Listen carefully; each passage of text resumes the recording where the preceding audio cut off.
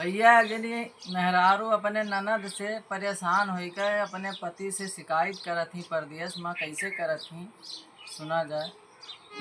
हो आजा घर में हो गया झगड़ा, घर में रोज रोज का लफड़ा। आजा घर में हो गया झगड़ा, घर में रोज रोज का लफड़ा।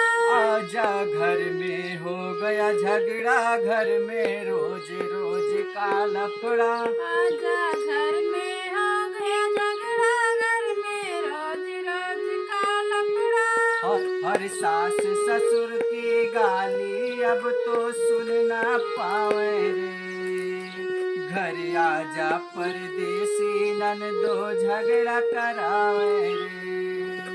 घर आजा परदेसी ननदो झगड़ा करावे रे। सास ससुर से आग लगावे, सगरो गलती हमरे बतावे। सास ससुर से आग लगावे, सगरा गलती हमर बतावे। अपन सुंदर रूप सजावे, हमरो फुहरी नाम बतावे। आपन सुंदर रूप सजावे, हमरो फुहरी नाम बतावे।